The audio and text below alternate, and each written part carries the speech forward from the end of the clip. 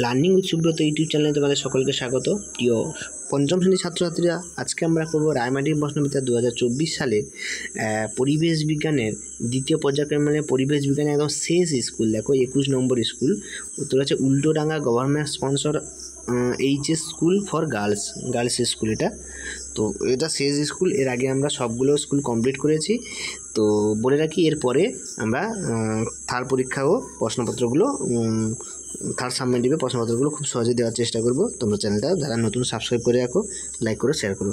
দেখো, কথা না বলে প্রথমে দেখবো একটা নদিয়া, বীরভূম, মুর্শিদাবাদ, দার্জিলিং, পুরুলিয়া, দক্ষিণ চব্বিশ পরগনা। এটা মানচিত্রে চিহ্নিত করতে বলছে। এটা আমি একটু পরে দেখাচ্ছি, তোমাদের শেষে ছবি দেখিয়ে দিচ্ছি।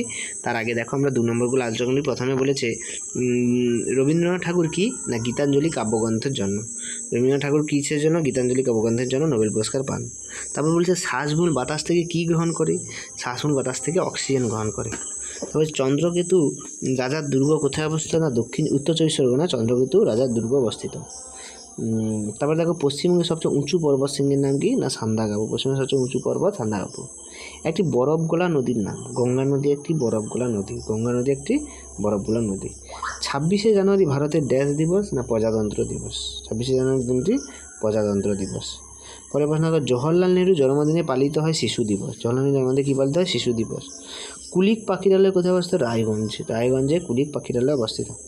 দামোদর নদীর একটি শাখা হলো মুন্ডেশ্বরী। দামোদর নদীর শাখা কি? মুন্ডেশ্বরী। ট্রলার ব্যবহার করা হয় সমুদ্রে মাছ ধরার জন্য। ট্রলার ব্যবহার করা হয়।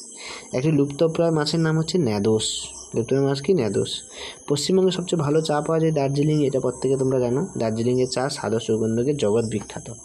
পরের প্রশ্ন, গান্ধীবুড়ি কাকে বলা হয়? মাতঙ্গিনী হাজরাকে গান্ধীবুড়ি বলা হয়। তারপর বলেছে ডিভিসির পুরো নাম কি? ডিভিসির পুরো নাম হচ্ছে কি? Damodar valley corporation. Damodar valley corporation. পর্বত কাকে বলে? না সমুদ্রপৃষ্ঠ থেকে 1000 মিটারের বেশি ভূমিকে পর্বত বলে। পরেরটা দেখো, যে স্বাধীন ভারতের প্রথম প্রধানমন্ত্রীকে জওহরলাল নেহরু। পণ্ডিত জওহরলাল নেহরু হচ্ছে স্বাধীন ভারতের প্রথম প্রধানমন্ত্রী। শাখা নদী কাকে বলে? না প্রধান নদী থেকে উৎপন্ন জলধারা জলপ্রবাহ যে শাখাকে বলা হয় শাখা নদী। ধরো প্রধান নদী থেকে যেটি উৎপন্ন হচ্ছে সেটা থেকে যদি কোনো জলপ্রবাহ যদি অন্যদিকে চলে যায়, তো সেটাই হচ্ছে তার শাখা নদী। পরের প্রশ্ন বলছে 5-এর দাগে একটা দেখো, গঙ্গা নদীর গতিপথ বর্ণনা করো। তো গঙ্গা নদী দেখো, গঙ্গা কুমায়ুন হিমালয়ে গঙ্গোত্রী হিমবাহের গোমুখ গুহা থেকে ভাগীরথী নামে উৎপত্তি হয়ে দেবপ্রয়াগে অলকানন্দার সঙ্গে মিলিত হয়েছে এবং এই 2 স্রোত গঙ্গা নামে পরিচিত। পরে গঙ্গা হরিদ্বারের কাছে সমাহিতে এসে পড়ে।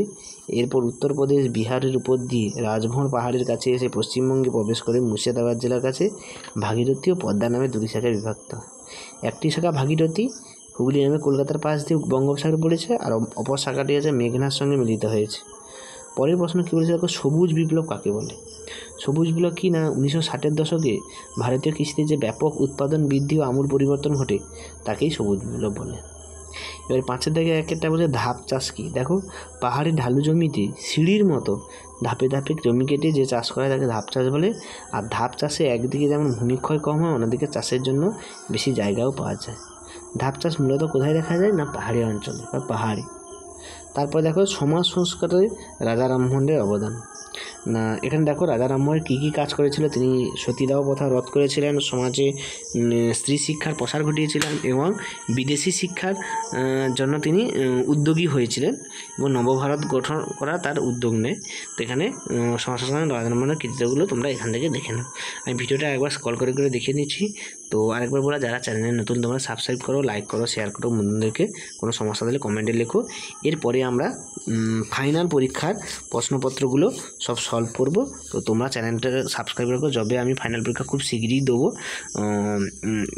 1 মাসের মধ্যেই দিয়ে দেবো। তো যারা নতুন চ্যানেলটাকে সাবস্ক্রাইব করে রাখো, যখনই আমি ভিডিও ছাড়বো তোমাদের মোবাইলে তার নোটিফিকেশান চলে যাবে। সকলকে ধন্যবাদ। সবাই ভালো থাকবে। দেখা হচ্ছে ফাইনাল পরীক্ষার সময় সকলের সঙ্গে। ভালো করে পরীক্ষা দেবে সব প্রত্যেকে।